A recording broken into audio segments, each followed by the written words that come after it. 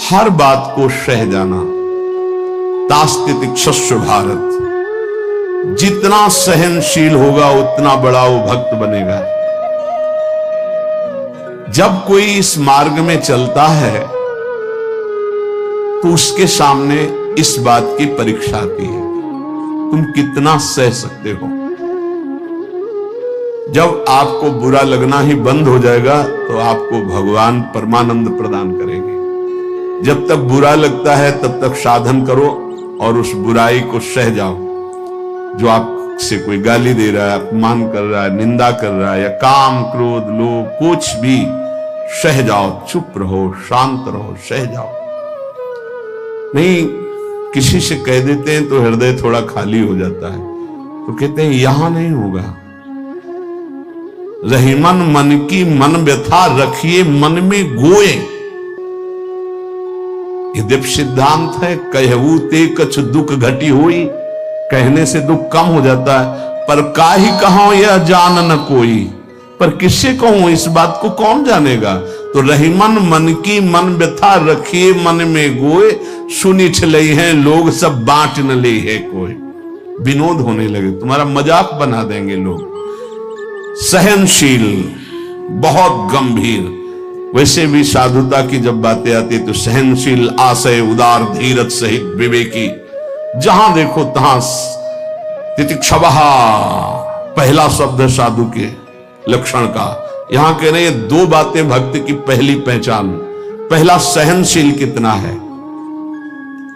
लोग उसे बुरा कहेंगे, उसकी हंसी उड़ाएंगे, उस पे कटाक्ष मारेंगे, उसका अपमान करेंगे, उसको छोड़ देने की धमकी देंगे, उसको लड़ने के लिए उत्साहित करेंगे, उसकी पराजय भी हो सकती है, पर वो शांत गंभीर, अपनी अंदर की वृत्ति को कभी विचलित ना होने दे, सह जाए।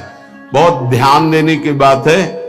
भजन करके उसे बचाना कठिन, बचा के पचाना कठिन। यह है भजन करना और उसको बचाना और उसको पचाना। आप को बुरा कहेंगे, पूज्य बाबा कह रहे, हंसी उड़ाएंगे, आपके कटाक्ष मारेंगे, बड़ा भजनानंदी बनता है, किसी से तो बात ही नहीं करता है, अपने को कुछ ज्यादा ही भगत समझते हैं क्या। ऐसे क्या क्या कटाक्ष करेंगे, आपको लड़ने के लिए उकसाएंगे, उत्साहित करेंगे कि आप लौट कर उनको जवाब दीजिए, लड़िए। वो ऐसा महसूस करवाएंगे कि आप हार गए, चुप हो गए, आप दब गए। चुप हो जाओ, हार जाओ, हरे को हरि नाम, मौन होकर चुपचाप सह जाओ। इस गुण से अध्यात्म की उन्नति बहुत जोर की होती है।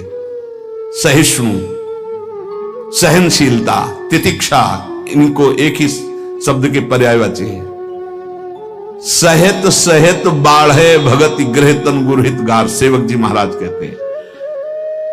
और जिसके अंदर सहनशीलता नहीं है तो वो केवल परमार्थ का आडंबर करेगा, स्वप्न में भी आध्यात्मिक उन्नति नहीं हो सकती। जागृत की तो बात जाने दो, पकड़ लीजिए। सबसे पहला लक्षण सहन करना। ये आप संकल्प कर ले कि जीवन में सब कुछ सहन करना है मुझे। जो सह गया सो साधु, जो टूट गया वो विषयी। यही बात हमको एक शराबी ने समझाई थी ब्रह्मावर्त बिठूर में। ए देखो तिल तिल ये छवि काटी गई, तो आज भगवान बन के पूज रही। ए बच्चा टूटना नहीं। क्या भगवान का बाहरी स्वरूप था। वो बाहरी तो ऐसे मदिरा पान की एक लीला करते हैं दिखाए, लेकिन जब उपदेश मिला तो प्रणाम करके अंदर सोचा भगवान न जाने किस रूप में, और वो शब्द जीवन में नहीं भूला। खास बात होती कि जैसे ऐसे कोई बोल रहा है तो वो शब्द जीवन में नहीं भूला। ये टूटना नहीं, टूटना नहीं, कैसी भी परिस्थिति हो टूटना नहीं। यहां भी कह रहे जो सहिष्णु नहीं, सहनशील नहीं, वो आध्यात्मिक उन्नति जागृत की तो बात जाने दो, स्वप्न में भी नहीं होगी। कुछ नहीं हाथ लगता, आडंबर केवल रहता है। अतः भक्त को अधिक से अधिक नाम जप के द्वारा ये शक्ति बढ़ानी चाहिए सहन करने की। कितना भी कुछ भी अंदर कोई विकार, मनोवेग, वाणी वेग, उदर वेग, जनेन्द्रीय वेग, कोई भी वेग, सब चुपचाप सह जाओ। ये मार्ग है सहन करने का, सहन करने का। भगवत प्राप्ति का जो मार्ग है वो सहन करने का मार्ग है। शांत, अपने मन की बात किसी से भी मत कहो, कहो तो केवल प्रभु से कहो, अगर कहना ही है, नहीं तो कहने की जरूरत नहीं, वो देख रहे हैं, उन्हीं का विधान रचा हुआ है, उनसे क्या कहना। वो भोरी सखी का एक पद में है ना, दिल दे करके दिल की सुख दुख की बातें क्या कहना, जब दिल ही दे दिया तो क्या सुख दुख की बातें कहना।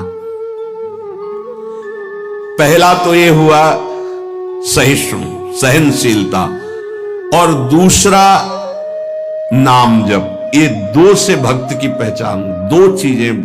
निरंतर नाम जप हो रहा है कि नहीं, हर प्रकार के आक्रमण को आप सह रहे हैं कि नहीं, बस यही भक्ति की पहचान। और तो सब लक्षण आ ही जाते हैं। नाम में जितनी अधिक शक्ति है उतना कोई वर्णन ही नहीं कर सकता, इतनी अधिक अचिंत शक्ति नाम में है। नाम में जितना मन लगाओगे तो तुम्हारा मन निर्मल और तुम्हारा बल बढ़ता जाएगा और वो निर्बल होता जाएगा। दोनों बात समझ लो, मन निर्मल और निर्बल। निर्बल तुम्हारे अधीन। अभी क्या है, मन बलवान और हम उसके अधीन हैं, और मन मलिन तो हमको संसार में फंसा रहा है। नाम में जितना आपका भाव बनता जाएगा, श्रद्धा विश्वास बनता जाएगा, उतनी ही तुम नजदीक प्रभु के पहुंचते जाओगे। भजन करना कठिन, करके बचाना कठिन, पचाना एक सूत्र केवल, सब कुछ सहन करना है जीवन में। भूख प्यास गर्मी सर्दी मान अपमान निंदा स्तुति सब सहन करना, चुप शांत एकदम अंदर, और नाम जप। बस ये दो बहुत जोर की बात बाबा ने बताई कि सहनशीलता और नाम जप ये प्रधान दो गुण हैं जिससे भक्त की पहचान होती है। तो हम अंदर अपने करें, दूसरों पे नहीं, अपने अंदर कितना नाम जप कर रहा, हम कितना सहनशील है। जब नई नई अवस्था में साधन में आए थे तो ये मनाते थे कि कोई अपमान करे देखे कैसा लगेगा, कोई अपमान करे।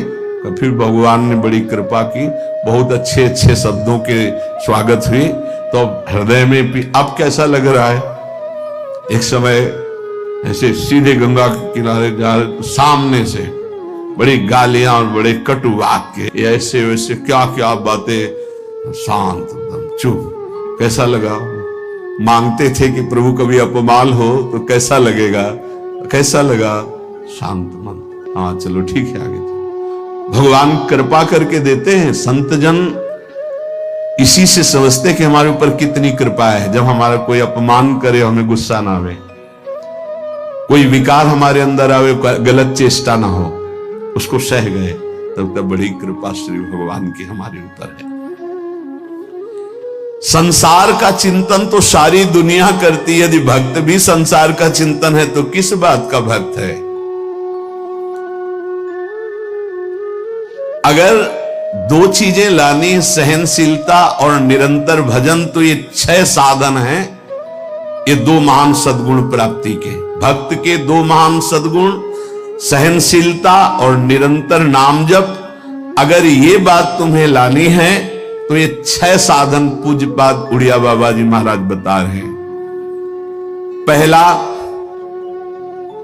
हल्का भोजन। पहला प्रहार भोजन पर किया है, और सच्ची बात है, और आप लोग भी अनुभव किए होंगे अगर भजन में चित्तवृत्ति लगाए हैं। पेट में वजन ज्यादा, भजन कम। देख लो, आप खुद देख लो। हल्का भोजन, इतना हल्का कि आप भोजन पाकर बैठे और आपको महसूस ना हो कि आपके पेट में वजन है, इतना भोजन पाया। होता है जैसे 5 रोटी पाने की आपके पेट में क्षमता है तो 3 पाए, 5 पाने की क्षमता और 7 पा गए, तब तो फिर 7.5 ही शनिचर आ ही जाएगा बुद्धि में, नहीं आ जाएगा। बिल्कुल प्रमाद आ जाता है, पक्का प्रमाद आ जाता है। धन्यवाद है उन उपासकों को जो एक दिनचर्या में रहते हैं। हाँ ठीक है, 1 चम्मच खीर डाल दी, 1 पीस से डाल दी, बस दोबारा हमसे मत पूछना। वो अपनी निष्ठा में रहते हैं। ये आहार विहार ही भजन में सबसे ज्यादा सहयोगी है और बाधक भी है। हल्का भोजन लिख रहे हैं बाबा। हल्का भोजन मतलब सुपाच्य भोजन और आधा पेट भोजन। एक दिन चर्चा हुई थी, अगर याद हो पीछे, 400 ग्राम अन्न में 24 घंटे में बहुत स्वस्थ शरीर रह सकता है। केवल रसेंद्री फंसाए है, रसेंद्री। हमें लगता है कि अगर हमें जीवन उछाल उत्साहित और बहुत सात्विक रखना है तो हल्का भोजन। दूसरी बात, प्राण संयम। ये जो बहुत जल्दी जल्दी श्वासें चलती है, इससे भजन में बड़ा बाधा पड़ती है। एक आराम से श्वास खींचे। कितनी बार राधा नाम जपते हैं, फिर आराम से छोड़िए, कितनी बार छोड़ते हैं। प्राणों का संयम आवश्यक है, इसलिए 2-3 प्राण वायु का संशोधन की प्रक्रियाएं हैं जिनको सबको करना चाहिए। ये प्राणायाम के अंतर्गत नहीं, हम भजन की बात कर रहे हैं। आराम से बैठ जाओ, इसे दोनों स्वरों से वायु खींचो, कोई हाथ वाथ लगाने की जरूरत नहीं, पूरी खींचा और एकदम छोड़ दो। 7 बार किया एक बार में, 4 बार ऐसा करो, आप देखना एक ये प्रक्रिया है, कोई हाथ लगाने की जरूरत नहीं। प्राणवायु का संशोधन, खींचा, रोक लिया, नाम जप कर रहे हैं, एकदम प्राण व्याकुल, छोड़ दिया। एक ये है आंतरिक कुंभक और एक बाह्य कुंभक, खाली किया,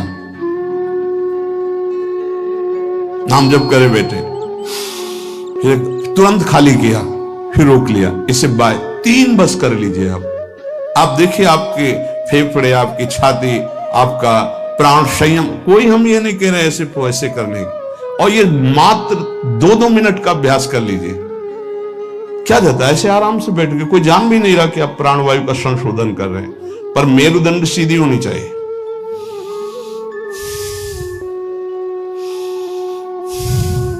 जितना अधिक खींच पाओ, अधिक छोड़ पाओ, 6 बार, 7 बार, 8 बार, बस, इससे ज्यादा नहीं। और ये 4 बार दिन में, एक बाह्य कुंभक, एक आंतरिक कुंभक, ये 5-5 बार कर ली। आप देख लीजिए आपका प्राणवायु कितना, जितना प्राणवायु पवित्र होगी उतनी सुंदर अन्न पाचन क्रिया होगी, और उतना ही आपके मस्तिष्क में एक गुदगुदाहट सी, ध्यान करने की इच्छा होगी। मंत्र जपोगे तो एक प्यारा लगेगा। अब जब प्राणवायु किसी की देखो ना, एकदम अगर एकांत कमरे में हो तो ऐसा लग रहा है जैसे धौंकनी चल रही, क्योंकि स्थूल प्राणवायु है, उसकी आवाज अलग ही सुनाई देगी। प्राणवायु का संयम, भोजन हल्का और प्राणवायु संशोधन कृपया जरूर करें, चाहे वृद्ध शरीर हो चाहे जवान शरीर हो, ये जरूरी है प्राणवायु का संशोधन। अपने तो किडनी खराब हो गई, तब से बंद हो गए, नहीं तो 45 मिनट केवल प्राणवायु संशोधन होता, तो 45 मिनट व्यायाम, और उस समय केवल भगवदा का नाम चलता था। 1 सेकंड के लिए ऐसा नहीं कि प्राणवायु संशोधन करे, नाम छूट जाए, या व्यायाम करने नाम छूट जाए। तीसरा, कम बोलना, क्योंकि नाम चलाना है और सहनशील होना है। देखो, जब हम अपनी कमजोरी किसी से कहते हैं तो कमजोरी हम पर बढ़ती है और दूसरा हमारा उपहास करता है। इसलिए अपनी कमजोरी तो बोलनी नहीं, और कोई बात भी करने की जरूरत नहीं है। थोड़ा बारा व्यवहार में आवश्यक हो तो उत्तर दे दीजिए। कम बोलना सीखें। उपासक जब अपनी रहने पे रहता है तो हमें लगता है कि धन्यवाद का पात्र है जो अपने को जलाकर प्रभु के चरणारविंद तक पहुंच रहा है। बहुत कठिन विषय है, प्रणाम है उसको जो अपने को जलाकर आगे बढ़ रहा है। कम बोलना, तीसरा। चौथा, किसी से कोई भी इच्छा न रखना, न व्यक्त करना। ये 2 महान सद्गुण आ जाएंगे, सहनशीलता और निरंतर भजन। किसी से कोई इच्छा, आप आज क्या पाएंगे? नहीं, आप क्या पाएंगे? जो श्री जी की। ये वैसे आपको पसंद क्या है? राधा राधा राधा। नहीं भोजन में क्या पसंद, यही आहार है।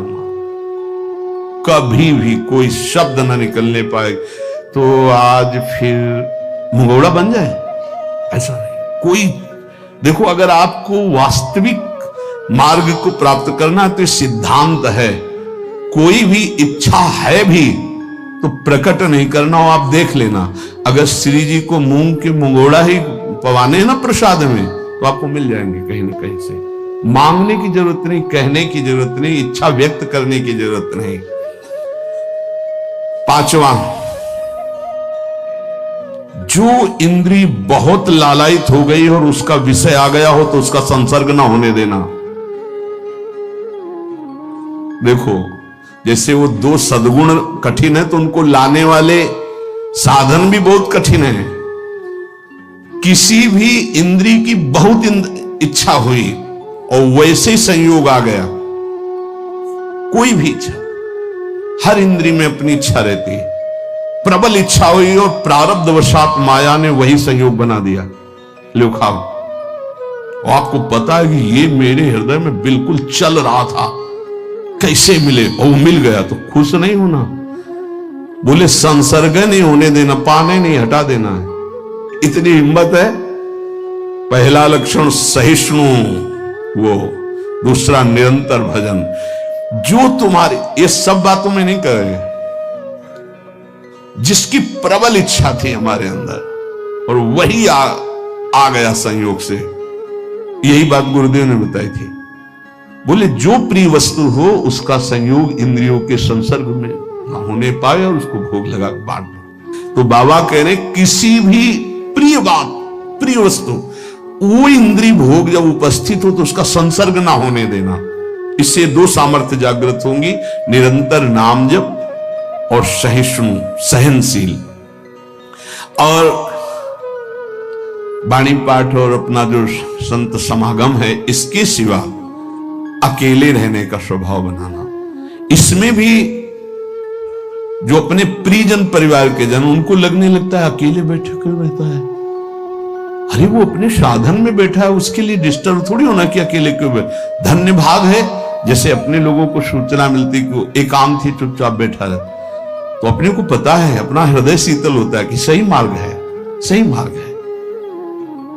एकांत देश में रहने का स्वभाव होना, प्राणों का संयम होना, भोजन बहुत हल्का सात्विक होना, कम बोलना, किसी भी तरह से अपनी इच्छा को किसी के सामने प्रकट ना करना। अगर हमारे अंदर इच्छा, छठवां, अगर हमारे अंदर इच्छा आ ही गई है और उसके अनुसार प्रारब्धवशात संयोग बन जाता है उस भोग का, तो इंद्रियों का संसर्ग ना होने देना। इन 6 साधनों से ये 2 बात महान भक्त के अंदर आ जाएंगी कि वो सहनशील हो जाएगा और उसका निरंतर नाम जप चलने लगेगा। भक्त वही है जो प्रभु के नाम को परम धन, परम जीवन मानता है और हर समय ऐसे नाम जप में लगा रहता है जैसे संसारी पुरुष धन कमाने में। जो जितना भगवान नाम का संग्रह कर लेगा वो उतना ही उच्च भावना वाला बन जाएगा। भक्ति से क्या मिलता है जानते हो? भाव की ऊंचाई। बाजार में वस्तु का अगर भाव ना हो तो सड़ती रहती है, ऐसे ही भक्ति से भाव प्रकट होता है। भावहीन पुरुष सड़ता रहता है, नरकों में दुर्गति होती रहती है। अगर मनुष्य शरीर में भी है, वो विविध प्रकार की दुर्वासनाओं से सड़ता रहता है, जलता रहता है। और भक्त भावोत्सवेन भजताम रस कामधेनु, भाव में डूबा आनंद मगन रहता है। ये भाव कहां से आता है? जितना नाम रूपी धन एकत्रित करोगे उतना ही महंगा भाव आपके अंदर आ जाएगा। बोले तो प्रिया प्रीतम की लीला में डूबे रहते हैं, भाव कहां पहुंचा दिया? अभी कहां है? काम भाव, क्रोध भाव, लोभ भाव। अभी तुम्हारा भाव गिर गया, भाव उठाओ। तो बोले कहां है? बोले प्रिया प्रीतम के भाव में। बोले ये कहां है? बोले काम भाव में, क्रोध भाव में, लोभ भाव में। भाव ही सब कुछ है। भगवान को पुकार करके साक्षात सामने प्रकट करने की सामर्थ्य भाव में ही है। भाव पूरित टेर ही करती मुझे लाचार है, भाव बिन सुनी पुकारे मैं कभी सुनता नहीं। बात ध्यान करो, भाव सारा। और ये भाव कहां से आता है? पूज्य उड़िया बाबा कह रहे, जो भक्त जितना अधिक नाम जप कर लेता है उतना ही बढ़िया भाव उसका बन जाता है। जो नाम कीर्तन पर विश्वास करता है कि नाम कीर्तन कर रहा हूं तो मेरे प्रभु यहीं बैठे सुन रहे हैं, भक्त का सदैव ऐसा भाव रहता है। मैं पद गायन कर रहा हूं, मेरी प्रियालाल मुस्कुरा रहे हैं, वो सुन रहे हैं। बाणी श्री ध्रुवदास जी की सुन जोरी मुस्कात। अगर तुम्हें भाव नहीं आ रहा तो आचार्यों ने लिखा है कि जब 42 लीला गाई जाती है तो जोरी प्रिया प्रीतम परस्पर देखकर मुस्कुराते हैं और गायन और श्रवण करने वाले उपासकों पर कृपा करते हैं। जो सांसारिक पुस्तकों को, समाचार पत्र को और विलासिता भरी काम भरी बातों जिसमें लिखी हुई ऐसी पुस्तिकाओं को जो पढ़ते हैं वो कभी भक्त नहीं बन सकते। बाबा के समय मोबाइल नहीं चला था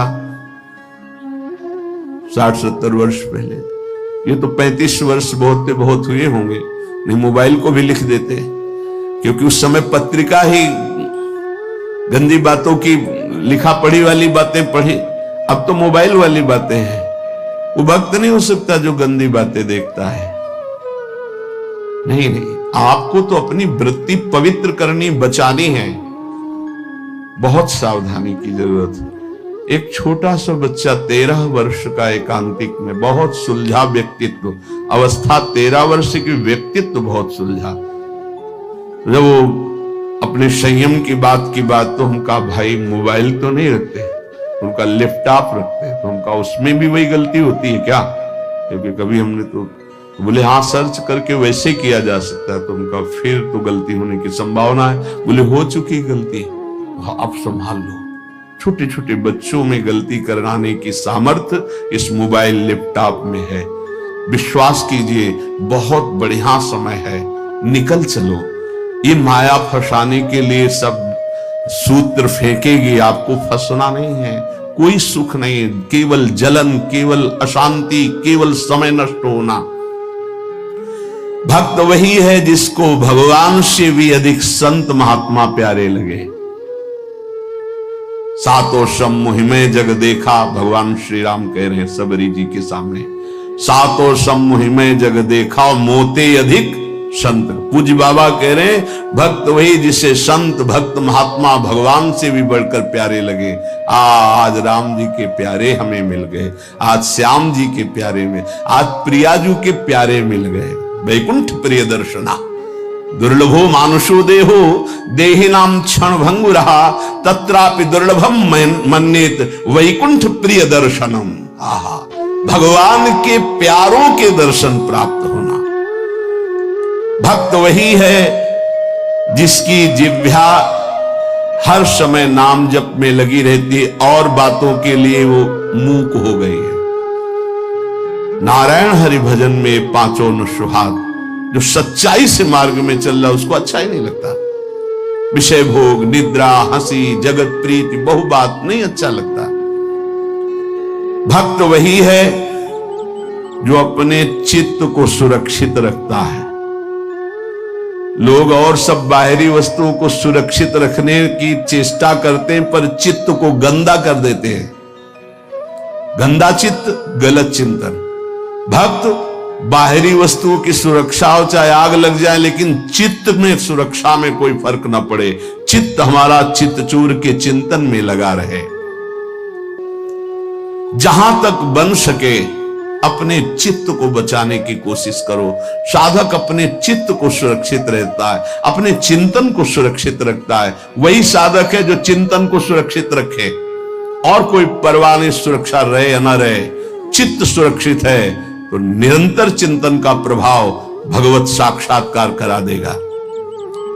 भक्त वही है जो प्रभु से केवल प्रभु को मांगता है। ध्यान दीजिए, भक्त वही है जो प्रभु से केवल प्रभु मांगता है कि आप चाहिए आप, हमें और कुछ नहीं चाहिए, बस आप मेरे हैं, मैं ऐसा मस्त रहूं, बस ये हमें चाहिए और कुछ नहीं। आपसे आप चाहिए, बस आपसे आपकी माया का कुछ नहीं चाहिए। आप चाहिए। भक्त वही है जो भारी विपत्ति काल में किसी भी व्यक्ति का सहारा न लेकर इष्ट के भरोसे रहता है। ये बहुत कठिन बात है।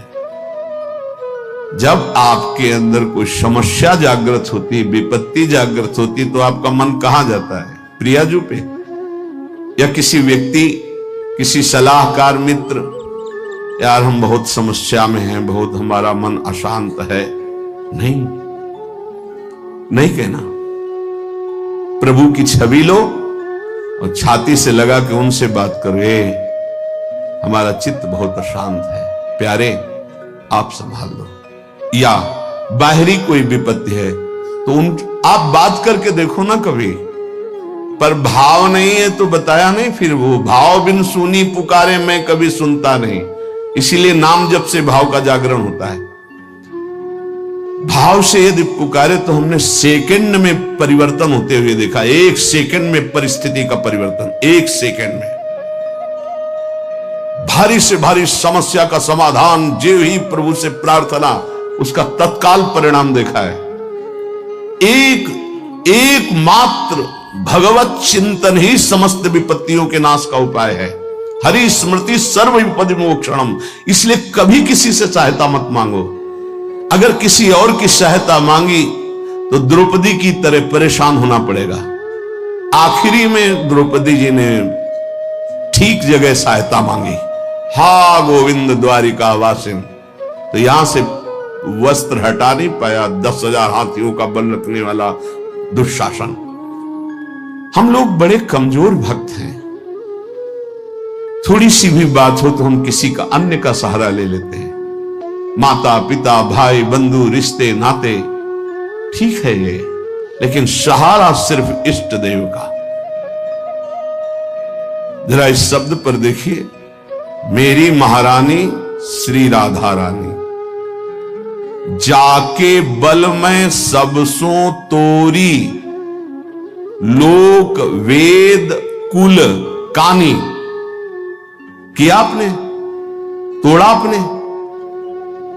सबसो तोरी लोक वेद कुल कानी, तब असलियत में मेरी महारानी श्री राधा रानी। बाबा कह रहे हैं भक्त वही है जो भारी विपत्ति काल में किसी भी व्यक्ति की सहायता के लिए न देखे, केवल प्रभु की तरफ। अब वो क्या रूप रख करके आते हैं वो देखेंगे, लेकिन किसी अन्य आश्रय में ना आ जाए, नहीं तो हमारी भक्ति बाधित हो जाएगी। प्रहलाद जी ने किसी को पुकारा क्या? किसी भक्त के जीवन में देखो, किसी के पास गए क्या हाथ जोड़ के कि जमींदार या बादशाह या किसी कि आप हमारा सहयोग कर दो? नहीं, प्रभु देखेंगे। और वो ऐसे अंतिम समय तक कोई सहयोग नहीं कि अब अगला कदम जाएगा ये गिरेगा, और उसी कदम पे प्रभु ऐसे बस आखिरी दम तक वो देखते कि शायद कोई अंदर से पुकार पड़े किसी और को। जब देखा कि बस आप निहाल हो गया, विपत्ति नहीं अब संपत्ति घेरेगी, अब कोई तुझे परेशानी नहीं, मेरी कृपा संपत्ति तेरे को सदैव दुलार करती रहेगी। पूज्य बाबा कह रहे भगवान का सच्चा भक्त वही है जो भगवान से अधिक किसी को नहीं मानता। जड़ चेतन मनुष्य पशु पक्षी लोक लोकांतर मानता है तो सबको भगवत में मानता है, भगवान से बढ़कर किसी को नहीं मानता। फिर तुम किसी को अपना या पराया कैसे कह सकते हो? जब तुम श्री भगवान के हो तो तुम्हारा अपना कौन है? जब तुम श्री भगवान के हो, सम्य भगवान है, तो पराया कौन है? ये सूक्ष्मता समझिए। तुम भगवान के भक्त होकर किसी और को अपना कहते हो या किसी को पराया कहते हो, तो अभी सही भक्ति नहीं आई। ना कोई अपना और ना कोई पराया। कबीरा खड़ा बाजार में सबसे पूछे खैर, ना काहो सो दोस्ती और ना काहो सो बैर। ना कोई अपना और ना कोई पराया। यदि तुम किसी को बुरा कहते हो और किसी को भला कहते हो तो तुम्हारे अंदर भक्ति कहां है? राग द्वेष युक्त हृदय भक्ति वाला हृदय थोड़ी होता है। इसलिए इसको मिटाओ और मिटाकर समान भाव लाओ, ना कोई अपना ना कोई पराया। प्राणी मात्र में भक्त का राग द्वेष नहीं होता। भक्त भगवान के साक्षात विग्रह में दर्शन करता है। यदि धातु या पाषाण की भावना है तो अभी वो भक्त नहीं हुआ है, साक्षात मेरे प्रभु है। सर्वव्यापी ईश्वर तो ज्ञानी जन भी कहते हैं।